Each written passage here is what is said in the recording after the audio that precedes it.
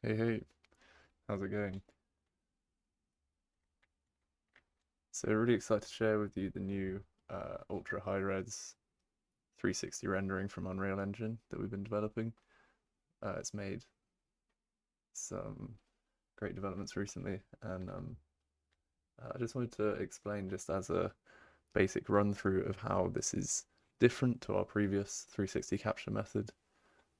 Some things to bear in mind with 360 rendering in general, and some of the benefits of this new movie render queue based method for ultra high res 360 renders in Unreal Engine.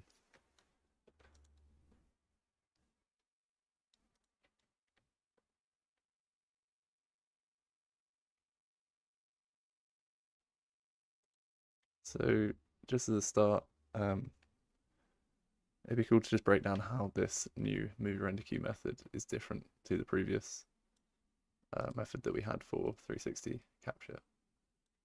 So in our previous versions of the plugin, it was all based on a texture target. So if you have a 360 cam in your level, you can move it around, you can sequence it, you can set your shot based off of this. And this 360 cam has a capture component, which is essentially a component that attaches on to a camera. You can attach it onto any other cine cam in your scene, and it will take what the camera's seeing, take the position of the camera, and it will generate a 360 map with it. So this is the old method. This generates a texture target. This is still very useful because you get a kind of real-time representation of what your scene is looking like. I say kind of real-time because this is a super expensive process. So I'm running at 30, 33, 40-ish frames per second just in this scene alone. Rendering the whole viewport at cinematic scalability. And then if I'm going to untick pause rendering here, you can see we're immediately at, 12 frames per second. And this is totally to be expected because we are this 360. We're rendering the scene twice. We're rendering it here to this texture target at the same time. But having said that, this is like as close as you're going to get with your PC specs, whatever your PC specs may be, to a real-time representation of a 360 capture of a scene. And you could do things to try and make this feedback a bit quicker. Like say I was to pilot this, and I can disable editor viewport rendering just with our toolbar. Okay, maybe I can't. Currently using a testing version, so you should be able to do that. You could also change the viewport, the view mode, something like wireframe. This should gain you some frames per second. And then, you can see your output immediately, which is the really cool thing about the render target method. But we decided to move on to movie render queue offline rendered method. In tandem with this, we're still going to enable the ability to view this texture target because it's great for previs. It's great for just seeing exactly what your 360 render is going to look like without having to spend the time rendering it out. But we want to be able to integrate it straight into movie render queue as well, because then we can access stuff like movie render queue passes, anti-aliasing, movie render queue settings, and we can use that to really improve the quality of our renders. Because this texture target is kind of limited. So the old school method that we had for rendering out a render target would be you take this texture and you overlay it as a HUD in your movie render queue, so that when you render through the movie render queue, it's going to just paste this image full screen over the top of the whole image that you're seeing, the whole render, and you're just going to get this exact image just pasted onto the movie render queue output. But any settings that you change in movie render queue won't affect this because it's already being picked up in game. Yeah, for sure. Yeah, the what was it called? Brutalist office space or something map. I'm just looking for a kind of good architectural map to visualize this stuff. Yeah, really good asset. It was one of the free for months a little while ago. Gotta love the free for months. So yeah, this text target is generally limited to like 8K, and quite a lot of computers wouldn't be able to render this out. You'd get crashes on exporting. So what we've done is we've made a movie render queue method that will it will render each face separately, and then it will stitch them together automatically for you. So you will see this final equirectangular output, but it's all being done on the back end, all the stitching. So all you have to do is hit render and you're going to get a really high res output. The reason we do this separate stitching process is because you get a lot less chance of crashing. You can actually get incredibly high resolution renders out of a fairly lower spec computer. I'm running a 3070 Ti, so by no means the most up-to-date graphics card, and I've been getting 11, 12K, maybe 16K in really light scenes, which is kind of the upper limit of what you want, really. I've heard some people wanting 24K, and you can absolutely do that on a 4090 because of this method of stitching the different faces. So when I talk about these different faces, you can kind of see a demonstration of this. I want to go into our capture component, check out this.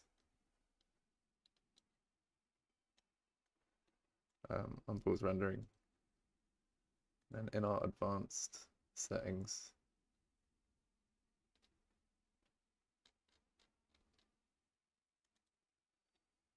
we have the ability to render different faces.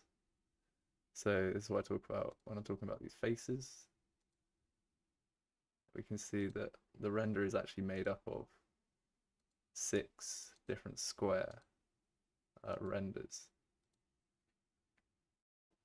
So this is one render, and then they're all built up and kind of composited together, stitched together to make the final image.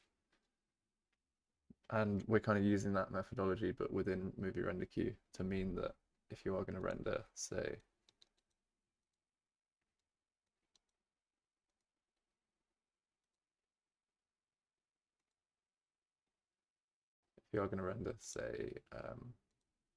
what's that, 4K? 3840 by 1440 or something. If you are to render that, the actual output of each render will be a square divisible by 6 within this final value.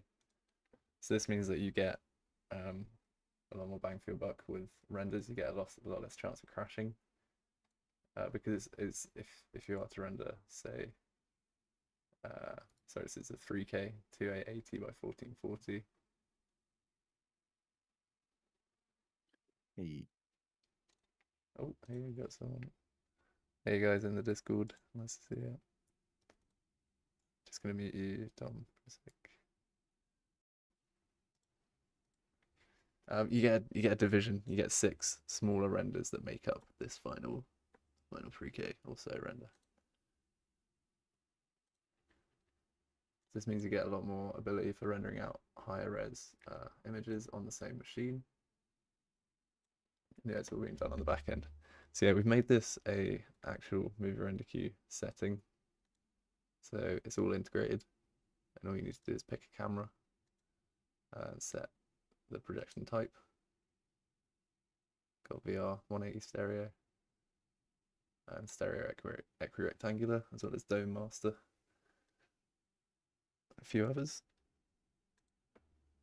And we do have the ability to turn off faces on at the point of rendering as well.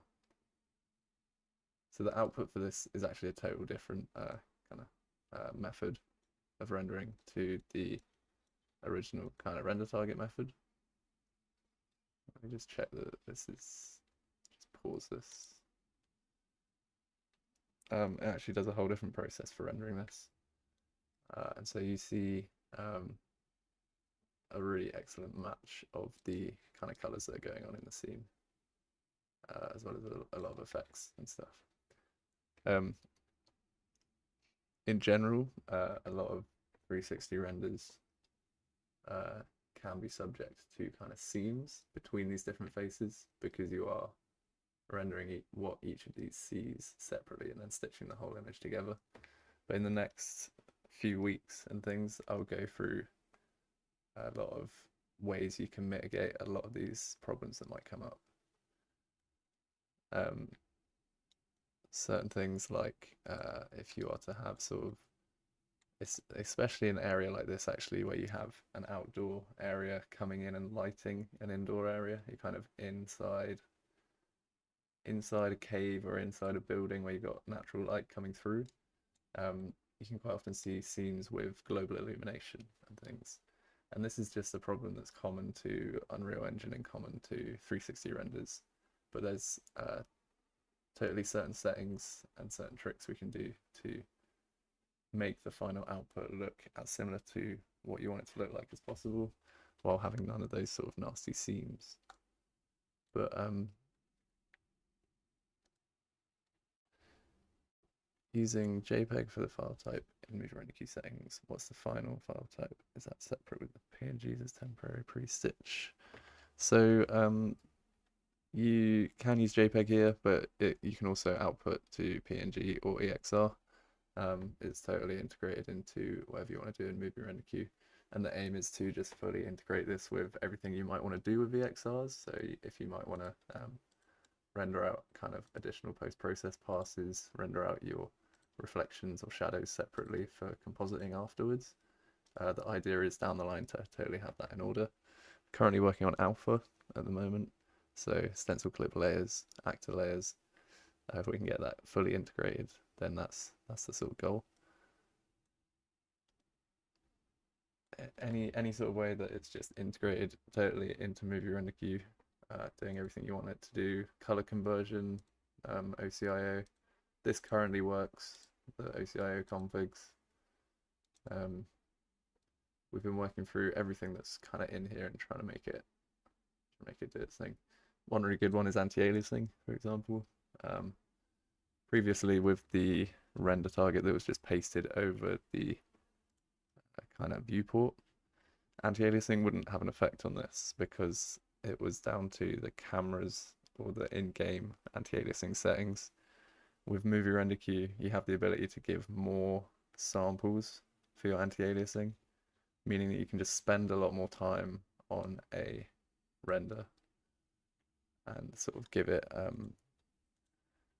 more data to work with. So for example, like temporal samples, they're time-based. They take the previous frame and calculate. Well, they actually wiggle the camera a little bit to get a sort of greater sense of space.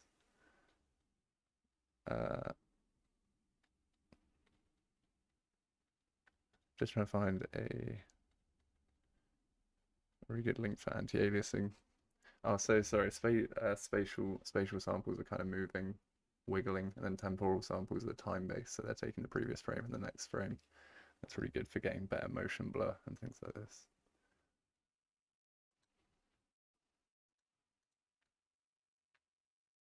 So in terms of anti-aliasing, it's quite a good side-by-side.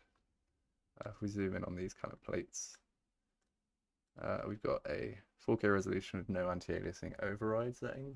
This is no override, but this is, I believe, using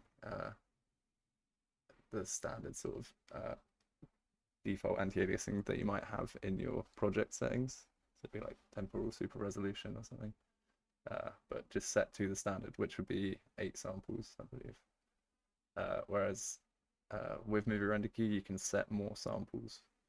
So this right-hand side is a higher sample count. It's taking longer per frame, but it's still like very, very quick compared to path tracing or Octane. and you're getting a much smoother image if we're looking at like these kind of light areas and the edges of geometry. It's smoothing it over to make a much more like natural looking image. You see sort of the jagged edges here. This is an awesome benefit of using Movie Render Queue. You can really like tailor your render to have the kind of quality, the kind of effects that you want. This is why this move to Movie Render Queue has been really exciting. Just have a lot more room to tailor how you're rendering this stuff. We do also support path tracing in this as well. So you can totally use Path Tracer alongside anti-aliasing sample counts to try and get a kind of true to light kind of image for Final Pixel. I generally find that for a lot of scenes that I'm doing, I prefer not to use Path Tracer because it actually just takes a lot longer to get a render that's of a similar quality to what you're getting just from the deferred render as it was. But there might be certain scenes, certain ArcViz scenes maybe where you've got a lot of reflections and things like that, where the Path Tracer would really come into play.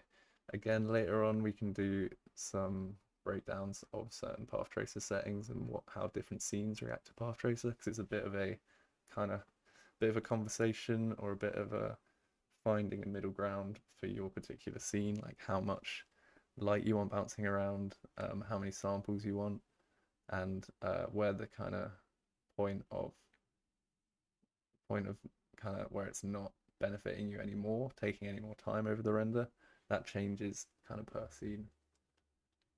So it's totally like a scene per scene kind of thing to assess. And yeah, just having these conversations about what sample counts can be good and things like that can be really great. Of course, there's lots of good content out there from people like William Fulcher about Path Tracer, and a lot of this stuff can totally just be carried over to 360. So I thought as a cool example of like a first kind of tip and something that's fairly easy to kind of replicate would be to talk about particles. So particles can quite often cause seams in your level. Let's see if I've got any particles in here. I may need to copy some over. Yeah, looks like I might not have any in this scene. Oops.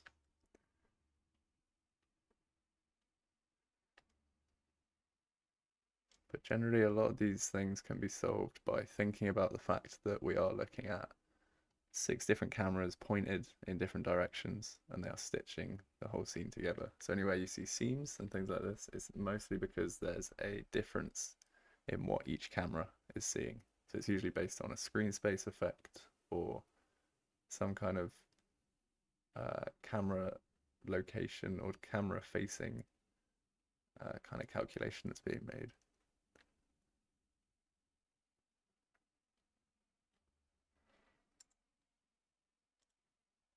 I'm just going to try and find my particles because I had a really good one for this.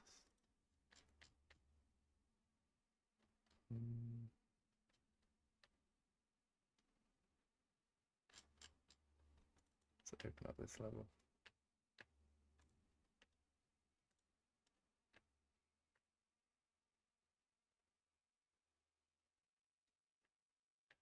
So bloom wise, yeah, we just have an algorithm we developed. I was not involved in developing it. It was, you know, very intense piece of work to make the seamless bloom work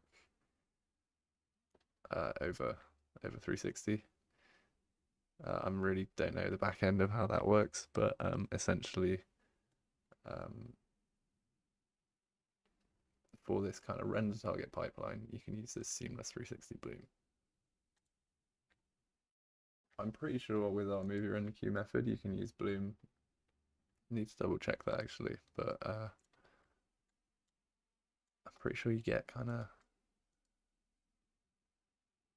pretty clean bloom with the movie render queue.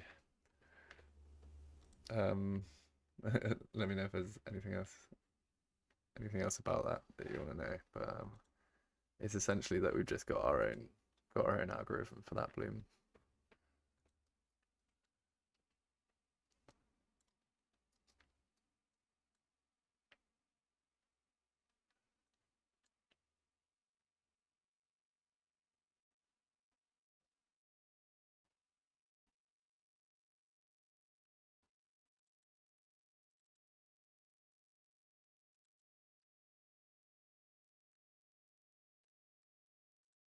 Wait 1 minute, just opening up scene.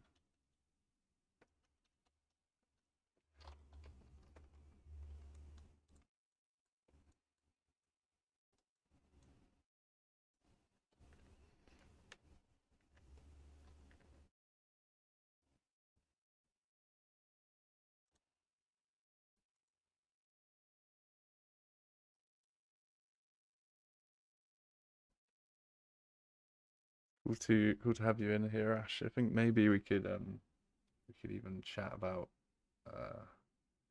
these different mapping methods if it's something you'd want to talk about on YouTube because it's being streamed out. Well, yeah, we can chat about it anytime. But yeah, cool to have you on the stream. Okay, cool. So this map here.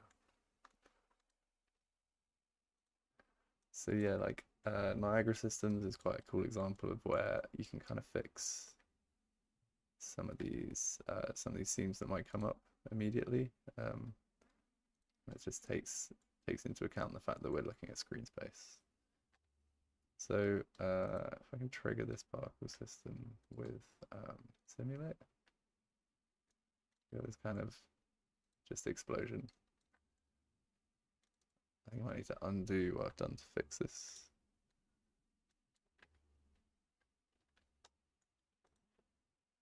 Quickly.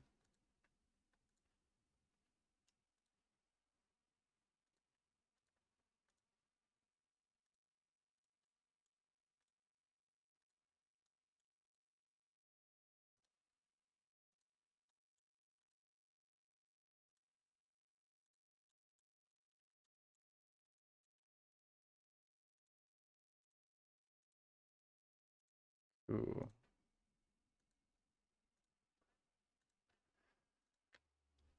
Okay, so yeah, if we check this out in the render target, hopefully it won't crash.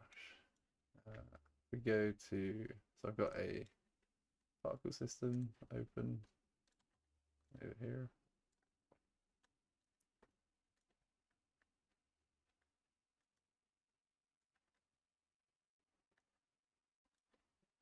And I'll just test it by hitting compile. So you can see this is really breaking up the render. I'll just view slightly different angle. Cool. So yeah, its effect right off the bat is just causing these seams, and you can see that it's revealing the different faces that we kind of talked about. So it's revealing the 6 faces because each camera is facing a different location, and based on what the sprites are doing in this particle system, it's causing a mismatch between what's going on between what each face can see, and then it's not stitching it together right. This is an example of something that can just be kind of fixed quite quickly. It's quite a nice example. There's other things out there that take a bit more thinking and a bit more tricks to really pin down, but yeah, particles is an easy one. So what we can do is just go to, so this particle system is using sprites, and sprites are kind of just 2D images that always face the camera to kind of give more of an effect that they are 3D while keeping kind of cost down because it's literally just an image. So this is all sprites, and these are currently set to alignment, automatic, and facing mode, face camera. So it's the alignment is something that we can totally change. So if we set this to velocity aligned, this will cause the particles to just instead of always facing the camera, they're just going to fly based on their own velocity. So we need to do this for each sprite that's part of this particle system. We might see that after fixing each of these, we might see it kind of get better and better. There's definitely something that's doing most of the work here.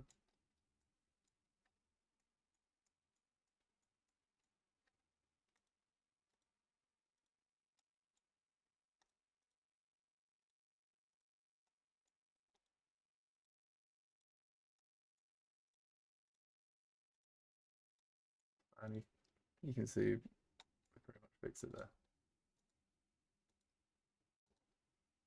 So that's a really cool example of an easy fix where you might sort of jump into a scene and be like, oh, this is broken. But this is totally something that it just takes a bit of tweaking for 360. So it's really useful to like bear in mind 360 as like from the get-go, instead of making a whole scene and then deciding at the end of the day that you want to do 360, because you then know to set up this stuff in a way that's kind of geared towards 360 from the get-go. So yeah, I want to go through lots more tips like this. We'll kind of do more weekly sessions and more conversations about 360. Because we're just really excited about this new render method. And yeah, I really think that this could bring, incredibly high res 360 renders to being something that a lot of people can do.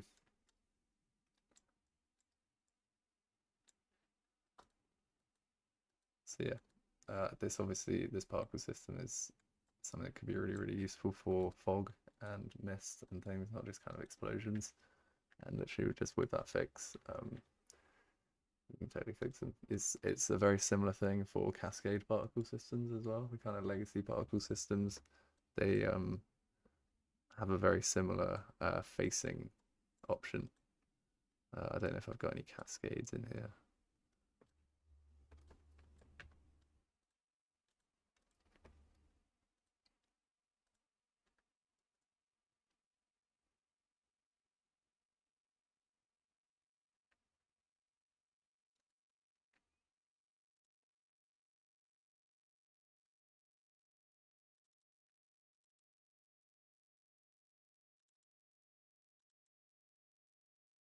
If a cascade systems, this one wouldn't be great for this because, well, this is just not a great particle system anyway. I don't really understand. It's just like one fog video.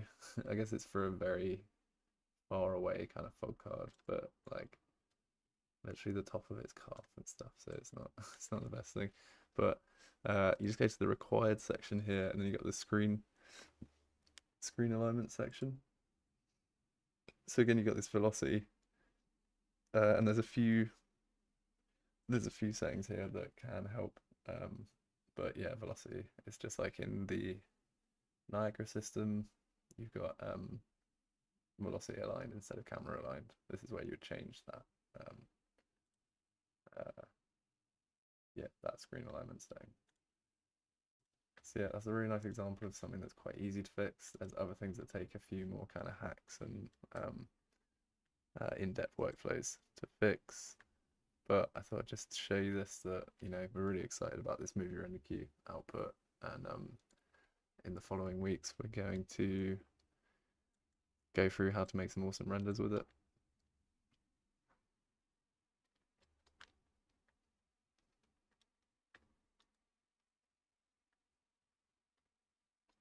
So yeah, quick one this week, but yeah, down the line we'll have stuff on water and reflections, fog, directional lights, bloom, post-process effects, OCIO, and want to keep this an open conversation. Do let us know if there's things that you think could be great to integrate into this movie render queue pipeline, and it's always great to have this out here.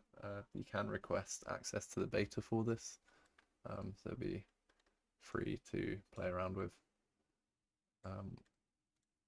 And yeah, more hangouts, more Q&As down the line on more in-depth 360 rendering systems. I hope that's shown a little bit of the thinking of why we're jumping into movie render queue, some of the benefits of it, and yeah, catch you next time. Thanks for that. Hey mate, I had a couple of questions if possible. Yeah, okay. Um, yeah, thanks again for an awesome, awesome work. This is like coming just in time for me and a big project, so I'm very Cool. grateful. Yeah, awesome. Awesome. Um, but I had just a couple of questions, like, because obviously I spoke to you before about I'm going to put this into a pipeline and do a bunch of compositing, Mm, After Effects, hopefully.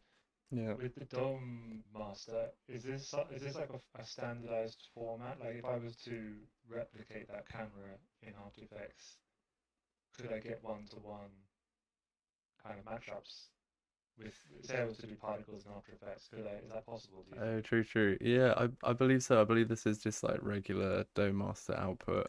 Um, I haven't worked through the kind of After Effects pipeline with it actually, but I believe that is sort of the idea with this. That yeah, you could then yeah do Dome Master mapped particle effects and yeah, composite it on Cool. for sure. Yeah. I would love to So I get guess it, a Z depth pass as well. I guess that would be quite a useful thing, right, for compositing. yeah, that would be super Z, useful. I guess in the meantime, I could apply post processing to the as like a post processing like a render pipeline thing onto the sure, camera, sure. Yeah, yeah. possibly. Oh, that's one. That's definitely one to think about, like whether that carries through, because for one, I don't know how Z depth kind of translates to 360 because kind of the Z axis is Mm. now not just facing one direction. It's going Yeah, everywhere. that's true. Yeah, yeah. But that'd be a really cool test actually, like just doing using a post process volume and just like doing a Z depth filter and then seeing how that comes out in Movie Render Queue. Might have to do that. Yeah, Definitely. yeah. Last question: is there any best practices? Or you mentioned that you were going to cover like reflections and things. Like, Mm. I know that this is like a very early release thing. Well, it's been released, but if I'm using this in production for something now, is Mm. there anything I should take note? You mentioned something to do with reflections and stuff. Do you know if anything is currently broken in So this release? yeah, well, reflections wise, it's not really that anything's broken. It's kind of just that this will kind. I feel like this will always be the case that when you've got one of the cameras that is facing the floor, um, you're always going to get just a straight up and down reflection from that face. Mm. So what I've what I've done, and I can share you the material and stuff like that, is I made it's quite easy to chuck together. It's like you do a like a depth based fade on any reflective materials, so that instead of just getting like a harsh line of like the bottom face just suddenly not seeing reflections, you get a kind of fade out in that reflection, and it just seems a lot more natural. Um, in general, it's only the case where you've got literally like water or a fully reflective floor that this stuff really breaks down. A lot of it can be if you've got like this kind of reflection where it's nuanced, uh, you you're way less likely to see this kind of stuff. But I was playing around with like building reflection captures, but that still doesn't help because even if you have like a reflection map built, like a planar reflection built, you still have this issue of the bottom camera is just looking directly down. So it's kind of like scene to scene. It can be different if you can kind of um, use your reflections in clever ways or sparingly. Then that's cool. I guess there's also like if you were to angle the camera down like this, you get a more accurate reflection at a certain angle, and then I guess you could re-angle back in After Effects. It's sort of like the the methods are kind of it takes a lot of tinkering, to get it right, and it's kind of scene to scene different. There's no hard fast way that I've found to just get perfect reflections when you've got a really reflective kind of scene. If I've found with some people have had like big big sort of mountain range and massive kind of lake in the bottom. if your camera is kind of high up and far away, then that kind of works. But it's when you kind of get to this kind of ground level, um, you start to just see it break up at the point where you get really close to kind of things like this here. I can try and show you in this map if you like. But I think the main thing that I've found that's been a really good fix for this is this kind of depth based kind of fade out. That's sort of been the main Cool. fix. Yeah, I So mean, I it's would love to hear your insights and if you could, yeah, share any research that cool, any findings that awesome. you Yeah, managed to absolutely, stumble on. definitely. I mean, I'll do a whole stream on that depth fade for sure, but I can send you the materials and stuff in the meantime. But yeah, for now, that's kind of the kind of fixes I've found. I really thought like building a reflection capture into the map would do a lot of good, but it seems that there's still other other problems that come up, kind of thing. But yeah, I think it is just the thing of like it's the reality of 360 is that you're stitching all these faces, they're going to see different things. So it's these kind of tricks can be the kind of the way to fix it. If I just show a really quick example is this kind of scenario where you've got a tool thing reflecting and a really reflective surface on the floor. You just got this harsh cut where the bottom face is because it's just looking directly down, you know. So then like if you were to kind of angle it like this, you've got the clear reflections, but that's going to be not the best kind of fix. So then I found that if I got it in this material,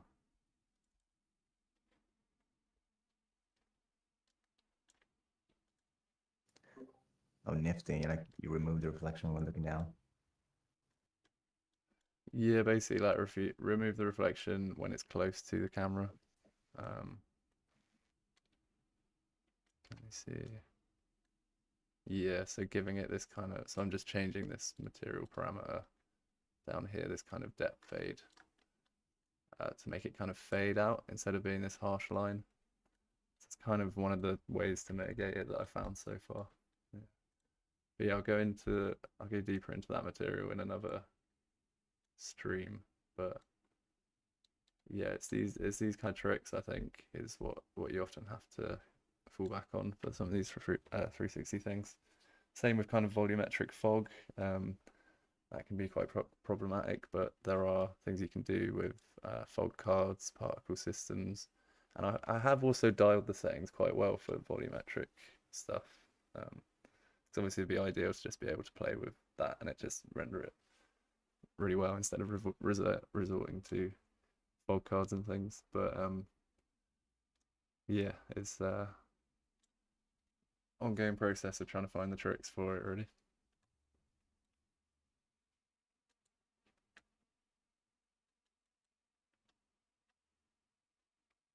But yeah, looking forward to sharing this stuff. I'll just continue researching on it. So any thoughts anyone has along the line as well, like please do let us know. Let us know if you find stuff. It'd be really cool to look into that Z depth as well, and any other post process, how post process kind of interacts with 360. I think it can be kind of problematic because post process is generally 2D effects on the whole camera at the end of the day, rather than as the image is being rendered. But yeah, really interesting to find out more about all of that. So yeah, we're kind of just going to be, instead of virtual production live streams, we're just going to be covering 360 in this because I think it deserves a lot of attention. And then I think on the Wednesdays we might be covering virtual production and things like that. So 360 streams on a Thursday now. Cool, gonna wrap it up there if no one else has got any other questions. Thanks a lot for tuning in, and yeah, as I say, more tips down the line. Thank you, man. Cool, thanks man. Thanks a lot, man. Cheers. Cheers.